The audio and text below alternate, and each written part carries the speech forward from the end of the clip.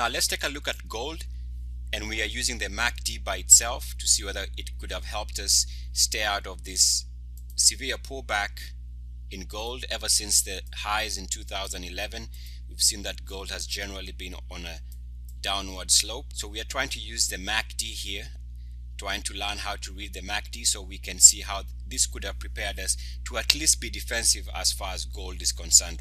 Of course, whenever you're trading, you're going to use other indicators, but for this session, we're just going to consider the MACD.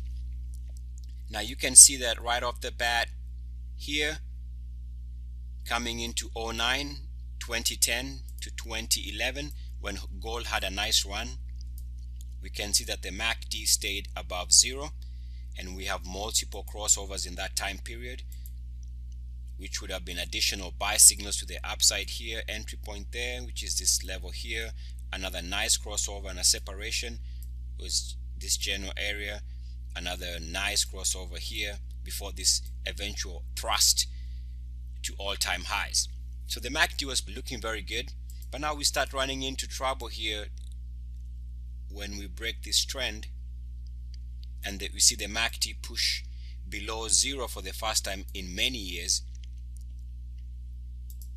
Right here, there was a break back to zero, which was a first warning sign, and if we draw a straight line connecting these lows here, you see there was a trend break there, so that was another red flag there. So gold was starting to get tired even at that time frame. The thing I noticed when I was looking at this chart purely from a MACD standpoint is here you see the MACD trying to cross over back above zero, fails, comes down, and so you draw a line. You'd like it to clear that level. So you see what happens here is that we went above the MACD and back below it. In other words, what should have been a buy signal with a breakout above this range here turned into a movement up and back below. So remember, uniformity tells us that something is going on, and that was a bearish signal. I also noticed that if you take a look at this movement here, was uniform. So this here was a sell signal here, March of 2012, which is this break here.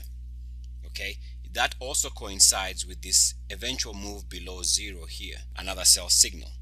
Now you'll notice that, let me go back and explain something here. We talked about initially there was an attempt to move above zero here that failed, and so gold was starting to move higher.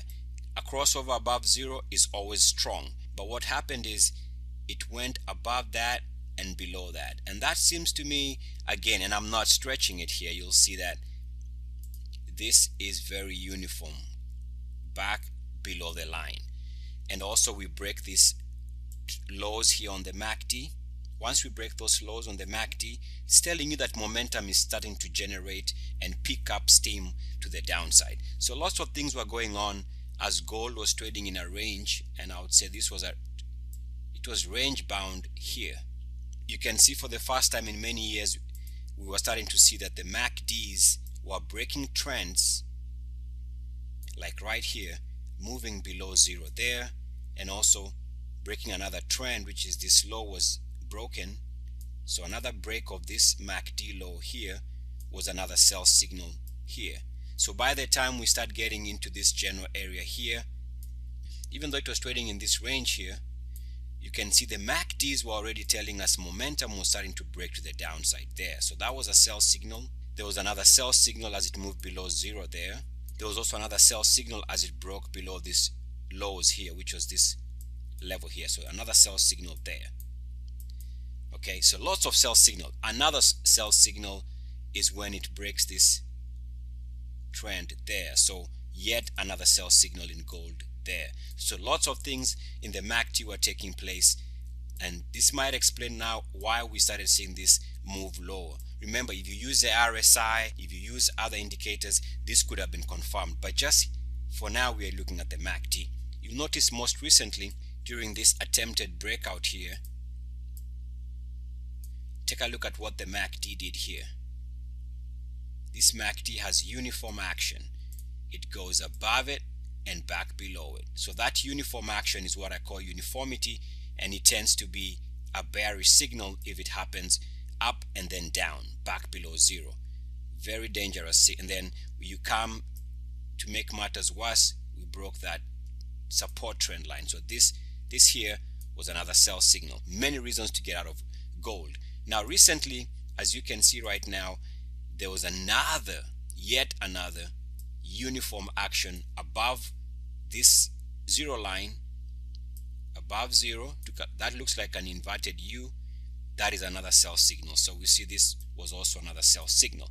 Now if you look at this chart right now, you don't see a buy signal in gold because this crossover here is happening below zero. Crossovers below zero don't tend to be very powerful. You want them to move back above zero. And also we haven't seen, for example, we haven't seen it break out of this range. Maybe if the MACD can move above this range and push above zero here, and this MACD break out at least above these highs here, then maybe gold could be in play. So the MACD could have told us over the last couple of years that the chart was not strong and it was gonna go lower, which is what has taken place. So the MACD is very important. By itself, it gives you keys into what's going on. If you combine it with other indicators, other factors, then you get a clearer picture. Here, it was telling us, and is still telling us, that gold is not strong. Eric Mwathe, good luck, peace, and blessings.